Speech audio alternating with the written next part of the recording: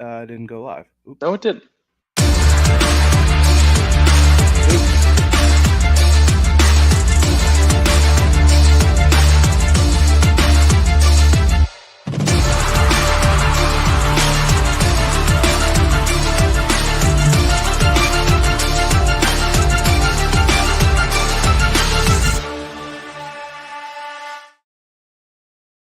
Welcome. What? Oops. Oh, oops. Yeah, we jumped. We had a little bit of a false start on the intro there, but that's fine. Not that anybody really cares. Welcome into the Blogger Bowl, early bowl preview edition. Dan's rocking his UCLA shirt. Yeah, that was a mystery box.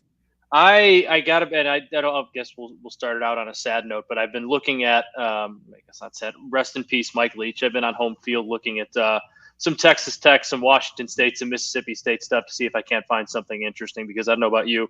That's Mike Leach is one of my favorite coaches of all time, just to watch his teams play, to watch at the podium, to listen to talk, to read his book. Fun fact, the last book I've read is Mike Leach's technically autobiography, Swing Your Sword. But yeah, so I've been looking at some home field gear for those three schools to try and find one or two things to grab before the holiday as a little bit of a tribute to Mr. Leach, Coach Leach. Excuse me, Coach Leach. Yeah, I will say the Channel 6, which is Spencer Hall and Holly Anderson, their newsletter. It's a subscription thing, so it's like, I think it's $10 a month. I don't remember. I just pay it every month because I think they're really talented. Spencer Hall, who I think is the best college football writer alive, wrote a really good obituary. He didn't gloss over some of the rougher edges of Mike Leach's career, some of the throwing his players under the bus, and some of the surlier moments in his career. It was mostly very glowing. It was very apt. Like, I don't think that's a big chapter of his life, but I do think that when people pass away, we tend to smooth over their legacy, and I understand why totally. But yeah, I mean, it's been said multiple times, you cannot write the history of college football without Mike Leach being a big part of it. I think if you look at the influence that he had, and Kirby Smart said even at the high school level, in particular the high school level, how much he's changed the game in that regard. So it's super, it's a sad thing, obviously. And, I was bummed about it. I mean, I don't love Mike Leach the way a lot of other people do. But he's so immensely entertaining. But what really bummed me out was when someone pointed out, do you know where Mississippi State's playing their bowl game?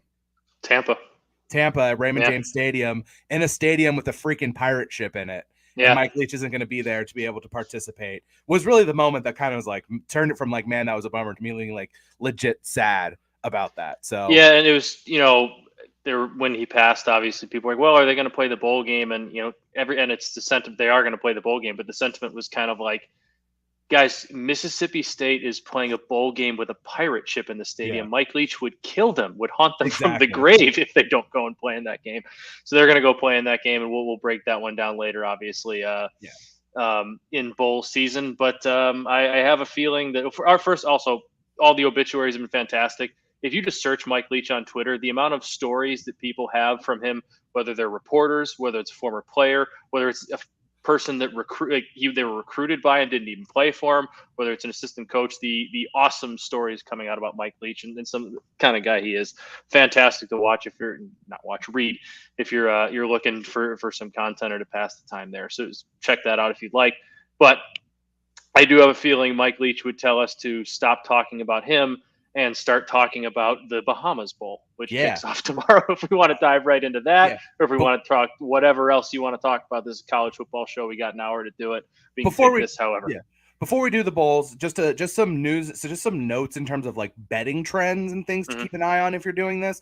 So these are some college football bowl betting trends from our friend Chris Felica.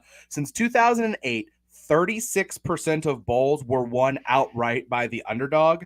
In that span, 254 dogs have covered. So that means 71.6% of dogs which have covered have also won the game outright. So if you're going to bet an underdog, sprinkle the money line. However, if you really like a favorite, don't be afraid to play an alt line. In the last 10 years, 184 favorites covered the number, about 49.2%, but 128 of the favorites that covered beat the closing number by at least 7 points. That's a nice 69.6% of the spread. So either the moral of the story, either if you're going to bet the dog, bet the money line. If you're going to bet the favorite, bet the alt spreads.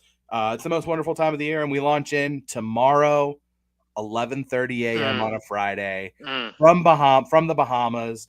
Miami of Ohio against UAB. UAB a 10.5-point favorite. The total is 44.5. I talked about this one a little bit on Brown Bag. I'm not going to. I watched obviously a little bit of Miami throughout Maction.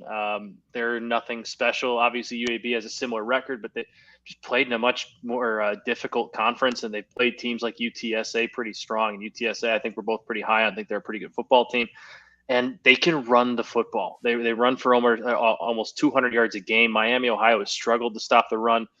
If they can, Miami, Ohio can absolutely win this game outright, but I just don't think they're going to be able to. I think UAB is going to be able to run all over them. That's why my lean here is UAB laying the 10.5 points. Like you said, if you like a side in bowl season, I don't want to say double down on it, but kind of go all in on it. Like if you really like a favorite, don't be afraid to lay those points, maybe take an extra. And if you really like an underdog, don't be afraid to take the money line as well, sprinkle that money line. Maybe take the 10.5 points too and sprinkle the money line when you're going to get that much big of a money line, but still go all in on these bowls on the teams you like. Yeah, DeWayne McBride is the guy you need to know from this game. 1,700 yards, 7.4 Is that good? yards. Is that a lot of yards? It's a lot of yards. 7.4 yards per carry, 19 touchdowns.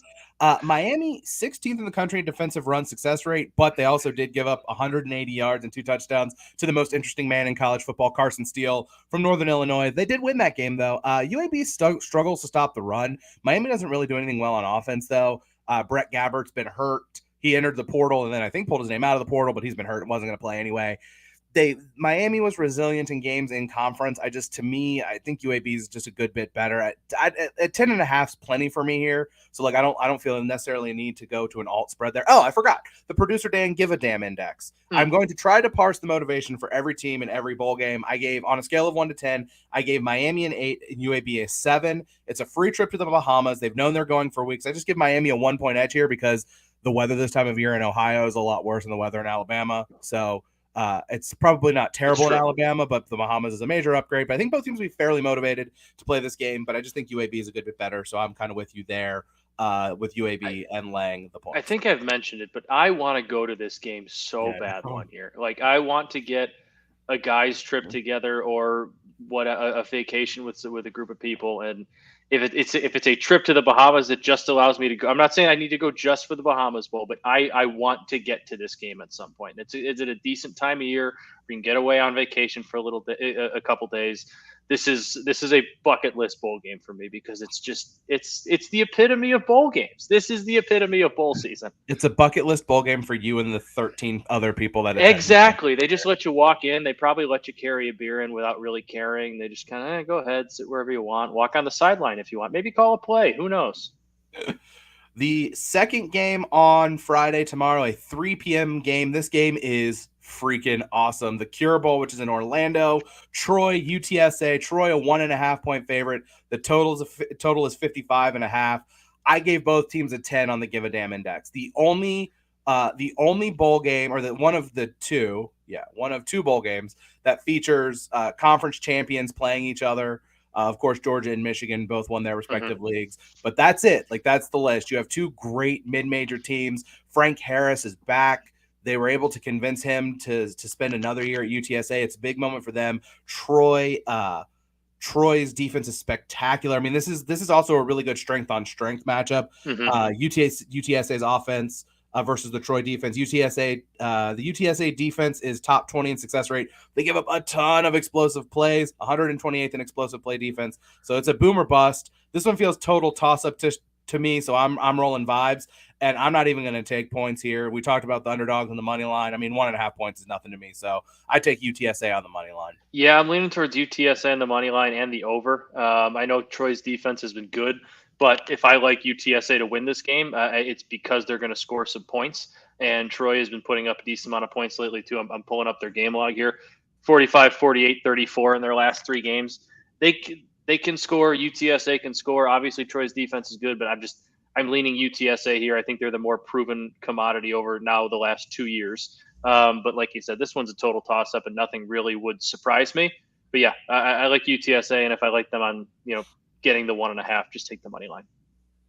I love it. All right. Our next one, we move on to Saturday, the Fenway Bowl, Cincinnati, Louisville, 11 a.m. from Chicago. No, I'm just kidding. It's Fenway Park. Come on, guys. Fenway Park, the Cardinals, They're a 1.5 point favorite. The total is 39.5. And believe it or not, I gave this one a 10 for both teams on the Give a Damn Index, because anytime you can get a rivalry game in a bowl game, you have to think that their P is going to run a little hot. I don't know if that's a colloquialism that comes from, I know someone mentioned that somewhere. That was the thing we used to say at football practice all the time. But if your P doesn't run hot for this game, if you're a Cincinnati player or a Louisville player, we talked about Satterfield. He's going to Cincinnati. He's leaving Louisville to go to Cincinnati. I mean, this is going to be kind of just a slugfest, ugly game. That said, I believe there have been quite a few opt-outs on both sides. Malik Cunningham's not playing in this game. The weather, I'm trying to bring that up right now. The weather, I think, is supposed to suck on Saturday in Boston. Hell yeah, let's go. The weather's going to suck here. It says a bit of snow and rain on Saturday. Saturday, wind gusts up to 25 miles per hour, some rain, some snow. Yeah. No, I mean 40 degrees for Boston this time of year is not bad. Like that's actually fair. No, but if you have that wintry mix in there, that makes 40 degrees mix. feel. That makes 40 degrees feel like 10. If you have that rainy, snowy mix going on. So I'm gonna my bet for this one. I'm gonna bet a slow start out of the gates. First half under 21.5. Teams will feel each other out. They'll try to get a sense of it. Oh yeah, we mentioned it on the last show we did. Fenway Park. The dimensions are wonky if you're not familiar with Fenway Park. I don't know where you've been for the last 150 years or however long it's been open, but both teams are going to be on the same sideline because the other side is just be so close to the stands. So they're going to be on the same sideline. Rivalry game. I think it'll be chippy. There's no better setting for this than Boston. So I think it's going to be a slugfest, ugly kind of game. Yeah, I like your first half underplay. I'm going to go with the under for the game. I'm going to take Cincinnati on the money line. Louisville. Jesus, couldn't talk there. Malik Cunningham not playing. I know there's opt-outs on both sides, but Louisville not having Malik Cunningham is such a difference maker for them. Who is their best player? I think is going to be too much. I'm going to go with Cincinnati, small play on the money line there, and then the under 39.5. And I like your first half under a lot too. Yeah, Tyon Evans, who ran for 525 yards, and Tyler Hudson, who had over 1,000 yards receiving, also not expected to play for Louisville, which kind of hammers home the idea of an under. Didn't put this one on the list, but I've talked about it as one of my favorite bets of the week. Celebration Bowl, the HBCU National Championship game that's at noon on Saturday. Jackson State, North Carolina Central. I'm just taking a North Carolina Central in the points. Also, don't hate a money line sprinkle. The MEAC has won this game 5 out of the 6 times. NC Central is the only one who has ever lost it out of the MEAC, but it is a game they typically dominate. I don't think Jackson State's focus has been entirely there. Deion's going to coach. I'm sure Shedeur Sanders is going to play in it. Doesn't just feel like the focus has been there the way it needs to be for that game. So North Carolina Central, give me the 14.5 on that one. I know you didn't have anything on that. My only thing is I agree with your logic because I've heard you talk about it. I would probably take the points there. Jackson State still probably wins outright because they're incredibly talented. But yeah, taking the points with the team that's probably more into the game makes more sense. All right. So then in the FBS level, we move on to the Las Vegas Bowl, Oregon State and Florida, 2:30 p.m. on Saturday. Oregon State, a double-digit favorite, 10.5 points. The total's 52.5. What do you like? What do you like here? Man, I know it's a lot of points, but I like Oregon State. I think the way they're playing towards the end of the year, they're playing really, really good football. They just got done beating their biggest rival in a huge comeback win. Went through Arizona State really easily, beat Cal big, played a really, really close, tough game at Washington where they almost won and actually held Washington to 24 points, which is a big win in its own. Florida's lost a couple in a row, obviously lost the big one to Florida State. They lost to Vandy. Anthony Richardson's not going to play. I think Oregon State's give a shit index should be pretty high because I think they have a lot of that team coming back next year. And I think this is kind of a launching point for them going into next year where they might be able to compete for a Pac-12 title. Florida, I still think Billy Napier is going to do a fine job there, but doesn't have his quarterback who was kind of the team. They won in games that Anthony Richardson played really well. And when he didn't, they didn't win. He's not playing. He's not going to be there. I think this is an Oregon State team that comes out to play big. And I think it's a Florida team that's kind of checked out. Yeah, so on the Give a Damn Index, Oregon State I gave an 8. Florida I gave a 3.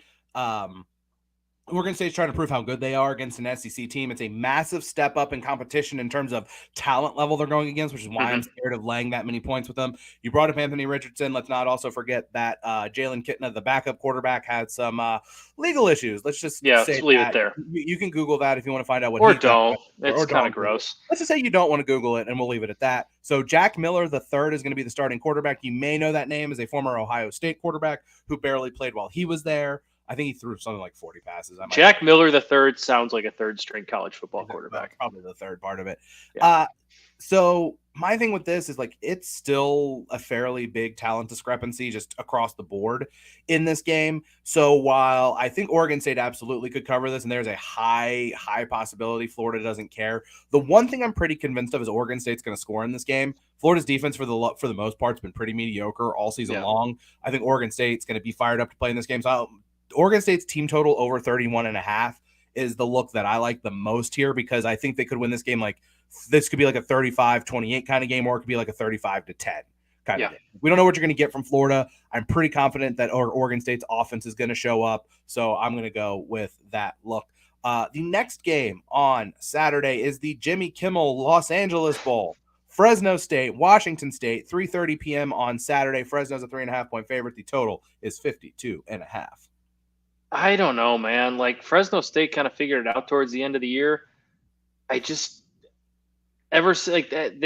disappointed me though at every turn. I guess this year we had big expectations for them. They kind of laid eggs early. Then Jake Haener got hurt. I just haven't been able to buy into them. And if you're going to give me the Power 5 opponent with a quarterback who I like getting the 3.5 points, I think I'm going to kind of lean towards that and probably sprinkle a money line there too. I don't have a big feel on this game because I feel like both teams have kind of at times been good and at times kind of let you down. They've been hard to predict, but I think I lean towards Washington State in this one, but not a very strong lean at all. It's kind of a toss up for me. So, I'm looking at the wrong thing. My inclination on this one. So the Give a Damn Index, Fresno State's a 10. I think anytime you're Fresno State, you get to play a Pac-12 team. It's a moment for your program, and they were awesome. I don't. This is not factoring into my assessment of this game, but they were awesome against Pac-12 teams last year. Washington State, I gave an 8 initially. I'm going to have to downgrade that to a 6. Eric Morris, the offensive coordinator, is leaving to take the North Texas job. Nobody knows who's going to be calling the plays. They're going to have a couple of receivers out. Their entire linebacking core is out. They've had a lot of guys opt out. Too much uncertainty for me, so I would take Fresno State minus 3.5. And this is one of those spots where we talked about like alt spreads for favorites. This is one where I think you could take it out to like 6.5 at plus 275. I don't hate that look there, just because it feels like if Fresno State's going to win, they're just going to win this game. So that's going to be my instinct on that one. The next game, the Lending Tree Bowl, Rice and Southern Miss, 5:45 p.m. on Saturday. Southern Miss a 6.5-point favorite. The total 45.5. I'm leaning towards an under here. Rice's offense not very good. 10 points, 7 points, 17 points in their last couple games. Southern Miss isn't scoring a ton of points either. 20, 23, 14. Neither of these offenses is all that great. I haven't watched a ton of them this year, but I like an under. I know Southern Miss is probably going to try and run the football. I don't think either of these offenses are that good, and I can see this kind of struggling to get off the ground early. So on the Give a Damn Index, I gave Rice a 10. Remember, Rice finished 5-7. They were the best team of the non-bowl eligible teams in their academic performance rating. So they ended up getting the one spot that went to a team. Well, technically two teams with losing records got bowl games, but they got because of APR. So I think they'll be very excited about this. Southern Miss, I gave them a 7. Solid opportunity for them to show off what they can do. I don't know if they're going to be super fired up for it, but Rice is going to be starting a true freshman quarterback in all likelihood who has thrown the ball 40 times this year. So give me Southern Miss, and I'm going to lay the points with Southern Miss. Did not realize that. I'll grab Southern. I'll take Southern Miss in the under then too. Yeah, a potential bad quarterbacking spot there for the Rice Owls. The next one, the New Mexico Bowl. SMU and BYU. No, at SMU and BYU, 7:30 p.m. on Saturday. SMU a 3.5-point favorite. The total 64.5. BYU I downgraded to a 4 on the Give a Damn Index. SMU I have at 6. BYU a wildly disappointing season. They did rebound late, winning their last 3, including beating up on Stanford. Although almost everyone beat up on Stanford this year. Not everyone did though. They had bigger aspirations, so it's hard for me to imagine they're really fired up for this game. They're also dealing with ball opt-outs. Jaren Hall I don't believe is going to be playing in this game. Rashee Rice, the star wide receiver for SMU, also not playing in this game. However, I come back to is the quarterback playing and how motivated are these teams going to be?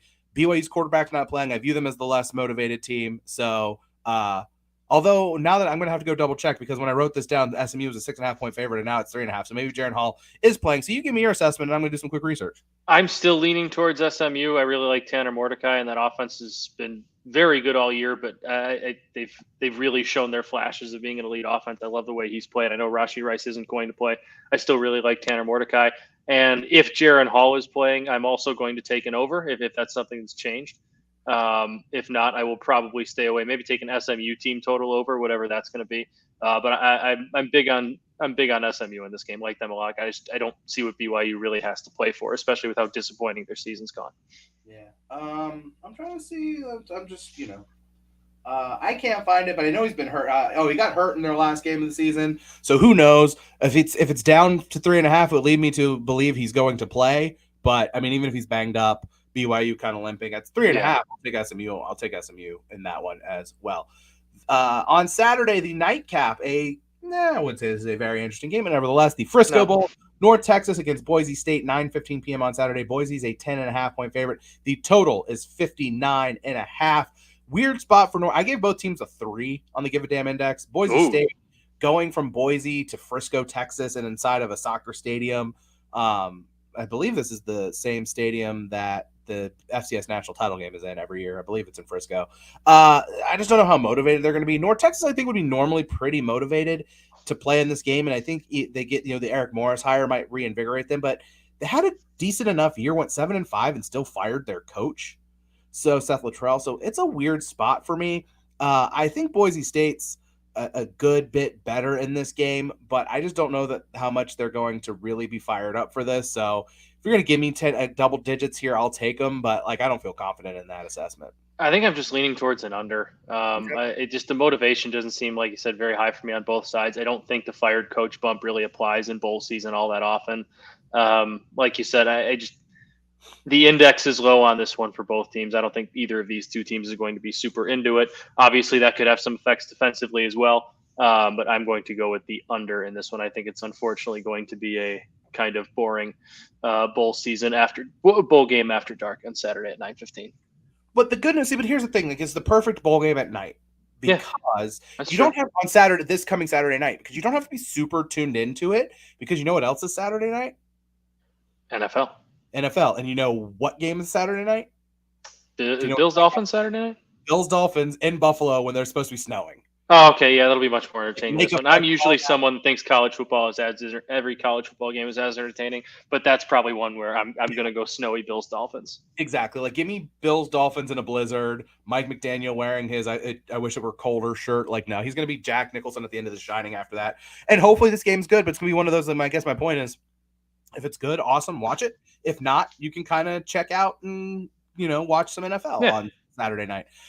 We move to Monday, the Myrtle Beach Bowl. Marshall, who had some pretty big wins across the course of the season, taking on the surprise team of the surprise bowl eligible team of the college football season, the UConn Huskies. 2:30 p.m. on Monday. These times are all Eastern, by the way. Marshall, a 10-point favorite. The total 40.5.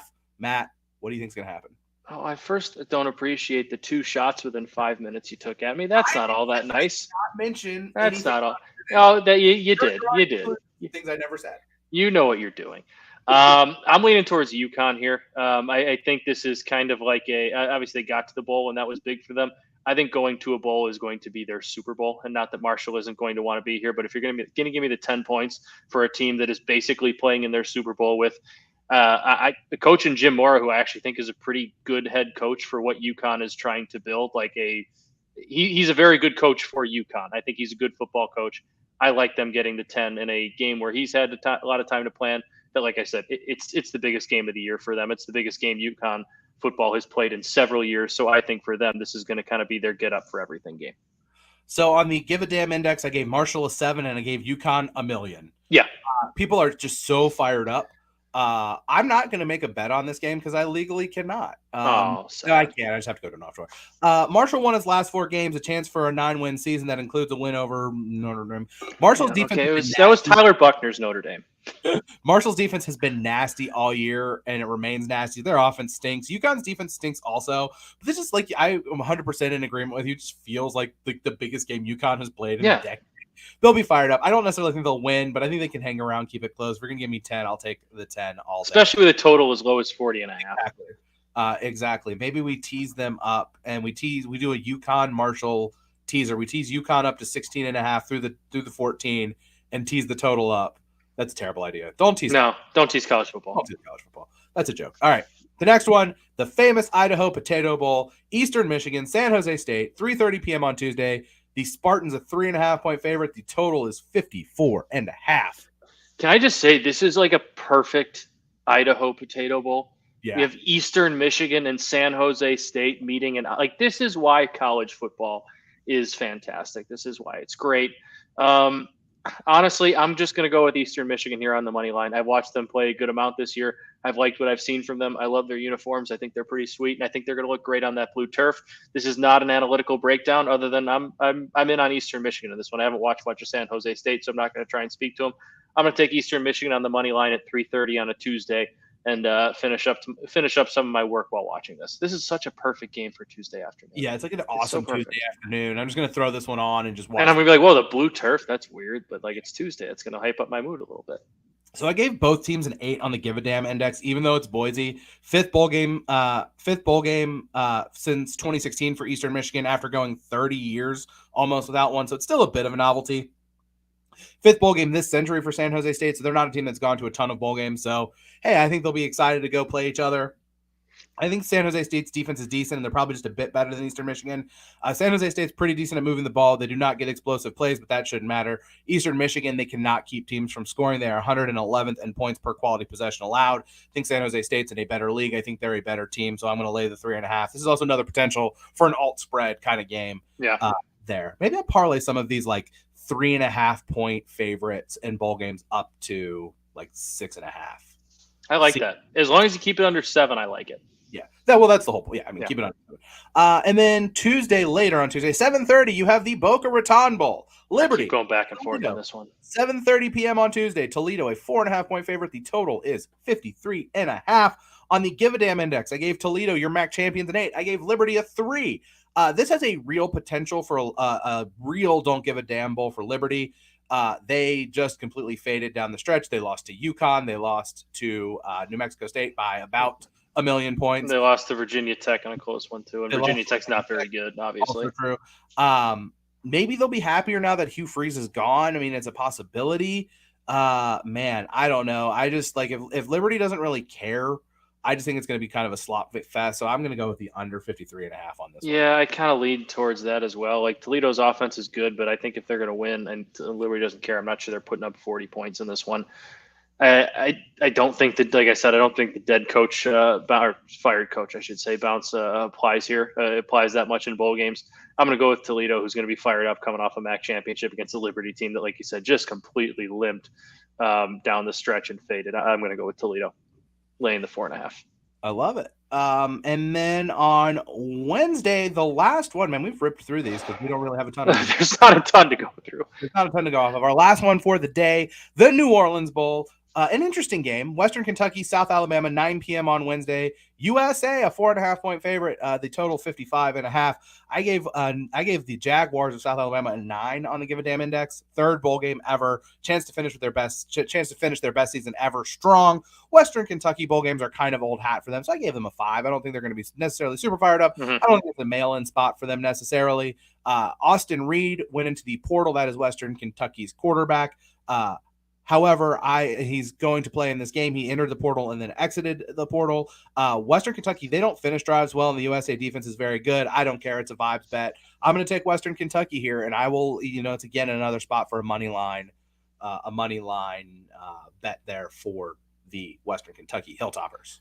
I'm going to go with an over in this one. I do think Western Kentucky's offense is going to get a nice little bounce. I know South Alabama plays good defense, but Western Kentucky always puts up points. That's just that they're an offensive machine, that program in general. South Alabama's been able to put up points this year too.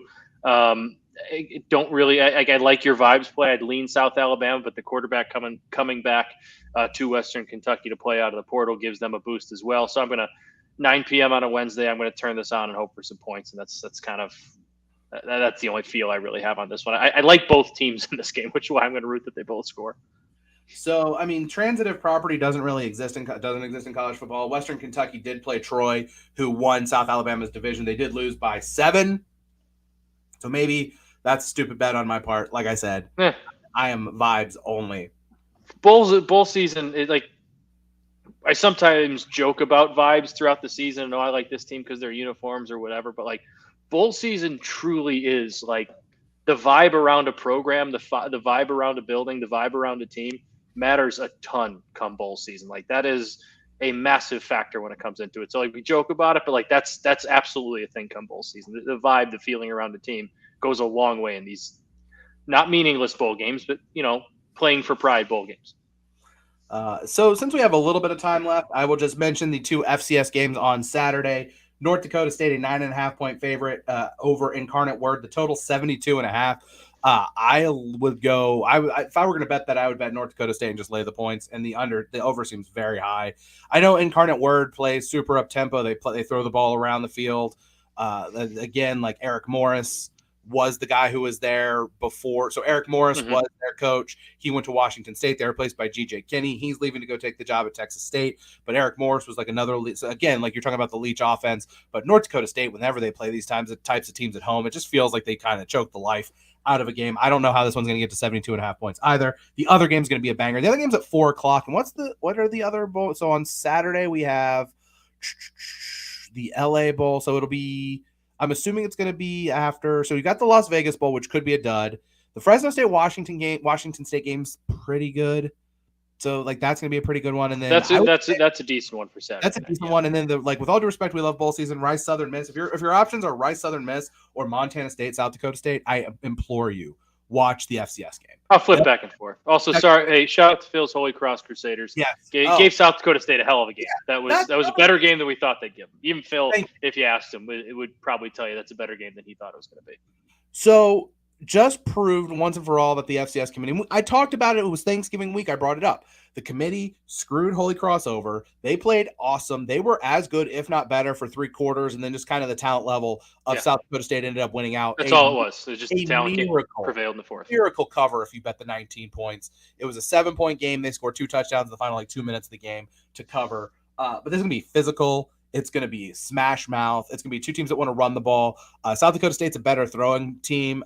Montana State got their All-American running back, Isaiah Ifanse, back for the playoffs. He missed I think he missed the entire regular season. He came back. They're just running the ball at an unreal clip. I think they've gone over 500 or maybe over 700 yards in the 2 playoff games they've played. It's going to be great. It's also supposed to be 9 degrees in Brookings on Saturday. Hell yeah. No snow, though, which is kind of lame. I was kind of hoping. But still, what is the game at night, you said? 4 p.m. Okay, so it'll be getting dark by the second quarter. Exactly, and it's like even when there's no snow and it's night outside and you can see the breath, it's like that's emphasized even more at night. I still think that's really really cool to watch because you know how cold it is. You know how cold those guys are. Yeah, there's some narrative attached to this game. These 2 teams played in the semifinal last year in Bozeman, and Montana State just kicked the shit out of South Dakota State. South Dakota State was kind of running on fumes at that point. They had to play that was their 4th playoff game. Yeah, because it's the 3rd for each of them now. So it was their 4th playoff game. They ran out of gas, and Montana State just crushed them in that game. John Stiegelmeier, the South Dakota State coach, has been there for 30 years, never won a national title. This has got to be the year they're going to do it with the amount of talent they have, but Montana State's not going to give one single fuck about that. They're going to want to go out. They're going to want to beat them. The helmets of South Dakota State, too, that they wore, the Boise State style with the rabbit instead of the horse were awesome. Absolutely awesome. The blue and gold of Montana State's a great look. I mean, it's a pretty solid uniform matchup. South Dakota State's a 5.5-point favorite. The total's 60.5. The total has ticked up. I think the total's 57.5 earlier in the week. So someone has bet that up to 60.5. I 57.5. I kind of liked the over. I think there will be some scoring in that game. I just think both teams are going to run. I just think it's going to be a great game. I'd probably lean Montana State, but I don't have and take the points. I don't know about if you need to bet the money line there. It's plus 168, but 5.5 might be too many points because the way South Dakota State played, man, if they play the way they played against Holy Cross and they get pushed around the way Holy Cross pushed them around, Montana State can do that and then some. Montana State's also been very banged up on defense all year. South Dakota State's defensive players been banged up a lot. So a lot of injury situation in this. And then we get a couple weeks off. And then I think January 8th, I think it's the Saturday before the national title. So the FCS game's on the 8th. And where do they play the FCS National Championship? They played in Frisco, Texas every year at the home of FC Dallas or Fargo South, if you will, because North Dakota State has never lost a game in Frisco. If they get there, they win. Their losses in their 2 playoffs, they lost James Madison. I think they lost at home to James Madison at home the year James Madison won the title, and then they lost at Sam Houston State during the spring pandemic season. Every other year they've gone to Frisco, they have won. So Frisco South, there will be no alcohol remaining in the town of Frisco. The North Dakota State fans roll into town, drink the town dry, and then go home national champions. But you cannot overlook Incarnate Word, although I do think that they are going to win. Real game of the week, Dan. Tomorrow night, Division III National Championship, Mount Union, North Central. So I'm actually really pumped for the D2 game on Saturday, also, which I think is Ferris State and Colorado School of Mines. Which I should have, now that I didn't even think about it, should have worn my Colorado School of Mines hoodie. I've just had this weird fascination with Colorado School of the Mines for like a decade now. Because of its name. Well, there's that. They're the Ore Diggers, which is a great nickname. It's a perfect name for a school of mines. Exactly. Their mascot is Blaster the Burro, which is a donkey with a stick of dynamite in his mouth. That's a fantastic mascot. Smart kid school because it's an engineering school. But so here's the thing. So Colorado School of Mines got on my radar and the radar of everyone else in America because they had a coach named Bob Stitt, who do you remember the Orange Bowl when West Virginia just utterly demolished Clemson? It was like 70-33. A little bit, yeah. So in that game, West Virginia was like the first major program to run that pop pass, the jet sweep where the quarterback, the volleyball pass, like chest pass, where it was like, well, it's basically a run play, but it's also what is it? It counts as a pass, but yeah, exactly, because it's forward. It's the underhand, like just little like pitch right to the guy that's the jet sweep. And they just crushed Clemson with this play. They scored 70 points, and after the game, they interviewed Bigger and McCracken. Why am I blanking? Dana Holgerson. And he was like, yeah, I learned that play from my friend Bob Stitt at the Colorado School of Mines. So there were like all of these pieces about this guy, and his moniker was your favorite coach's favorite coach. He ended up at Montana, had a really bad tenure there and got fired, and he's been toiling around as assistant. Last I saw, he was at Oklahoma State. I don't know if he's still there or not. So like had this weird fascination with Colorado School of Mines for a long time. They're just an underdog they're just like an underdog program. Like even at that level, like they can only really accept really good students because it's a really difficult, really good academic school, and they've kind of punched above their weight. They're probably going to get the shit kicked out of them. Ferris State. Let's hope they win. Let's hope they win. We're pulling for them. Ferris State looking to make it 2 in a row. Mount Union's looking to make it like. Well, North Central's kind of become how many? North Central's would this be 2 in a row? 2 in a row for them? I think it might be like 3 out of the last 4 too. North Central's unfortunately becoming the new like Whitewater Mount Union of Division III football, which is not great when you're a alumni and fan of a team in North Central's conference. But yeah, North Central's probably going to. I want to say North Central's like averaging 55 points a game offensively and only allowing about 5 points a game defensively this year. They're good. They're good. They should leave and go D1. It would be 2. It would be 2 in the last 3 years for North Central. They got smoked by Mary Hardin Baylor. Oh, that's right. I thought they beat Mary Hardin Baylor last year. They lost 57-24. They beat Wisconsin Whitewater 41-14 the year before. Mount Union looking for their first since 2017. It's an eternity for Mount Union. It is. So let's see. Mount Union. 96. Let's see. Mount Union's first one was 93, then 96 through 98, 2000 through 02, 05 and 06. Then it's kind of been more sporadic. So that was like around the time Whitewater came in around 05, 06 and won a good amount. Rivalry. Yeah. So Mount Union and Whitewater played each other every year from 05 to 2014, with the exception of 2012 when Mount Union beat St. Thomas, who's now in the FCS. So there you go. Just you got to pull whatever the Minnesota League was that said St. Thomas is too good. We got to kick them out. Yeah. And St. Thomas won FCS. You got to do that to North Central. There you go, Matt. I just want them gone. And on that note, we will wrap it up. We thank you for hanging with us today and sticking with us through our small football. We should have some transfer portal news coming through in the next couple of weeks as well that we could probably dive into as well once we start to learn where some of these guys are eventually headed. I think that stuff will probably start happening over the next couple of weeks. Yeah, I'm sure we have early signing day next week too, and I think that's probably kind of a focus as well. But who is the quarterback? Grayson McCall. Apparently Auburn, which is wild. So we'll see where he goes. Hudson Card, Devin Leary. Devin Leary is the most intriguing one to me. How healthy is that shoulder? Because like if he's healthy, he's a game changer. But if he's a guy you're not getting throwing with your receivers till summer camp, like that's also you're taking a risk on that guy too. So that's the most intriguing name out there. I just want to see him end up at a school that actually throws the ball and throws the ball well. Let's see. I would love to see Notre Dame take a shot at him because I think he'd be a perfect fit for what they have there and what they want to do if he's healthy. The 20 no. Let's see. That's the wrong year. 2023. The number one player is cornerback Denver Harris from Texas A&M, who I believe was the one who had all kinds of issues. But yeah, Grayson McCall, Devin Leary, DJ Uyunglele. We're not fans of him in terms of how good he is, but I think it's going to be really interesting to see where he ends up. I want to see him get a fresh start. Like, I think he can be good just with a fresh start away from Dabo, maybe in a program with a little less pressure on it. Like, I envision him going back out west to the Pac-12 somewhere, but just a fresh start, take a breath. Like, hey, it's over. You're not there anymore. The expectations aren't there. We're just going to ask you to be you. We're not going to ask you to be Trevor Lawrence.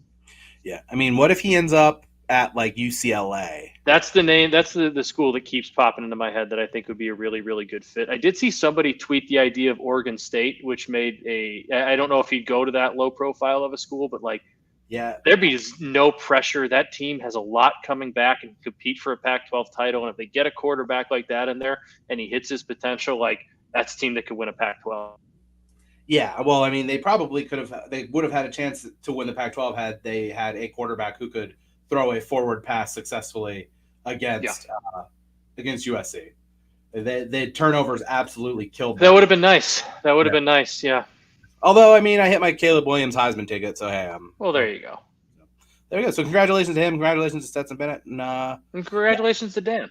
Yeah, congratulations to me. I can't really think if there's anything else right now worth betting in college football. So outside of obviously the bowl game. So we will be back next week. We will start, because I already have my notes written down for it, because for some reason I didn't do the math properly in my head, the Armed Forces Bowl. But that'll get us through that game. That'll get us through the Christmas Eve game. Like, we'll have, and then it'll be basically onto the good stuff. So we'll have that. And then I'll get the picks. We're gonna get Phil's picks as well. I'm gonna, with these guys, create a Google Doc today or tomorrow and get these picks going and have blogs posted to the sites with all our picks. So if you missed shows, whatever, want to check those out, we will do our best to have a running tally of all of our picks on the website and the blog. Love it. So we thank you guys for rolling with us. For Phil, we'll hopefully be able to join us at some point, maybe with the holidays. Phil will be able to take some time. I would bet that we'll be able to get Phil at some point next week. We'll wrangle corporate Phil in. I'm pretty sure is Notre Dame's bowl game on a Thursday? I don't even know what bowl game they're in. They're playing South Carolina. That's all. Yeah, they're in the Gator Bowl. Ooh, so they got that's right. They got a much better bowl game. So that'll probably say it's the 30th. Let's look this up because now it's bothering me. I wanted to say it was like the 30th. Gator Bowl. The Gator Bowl is. Oh man. Oh, well, now I got to go all the way back. South Carolina.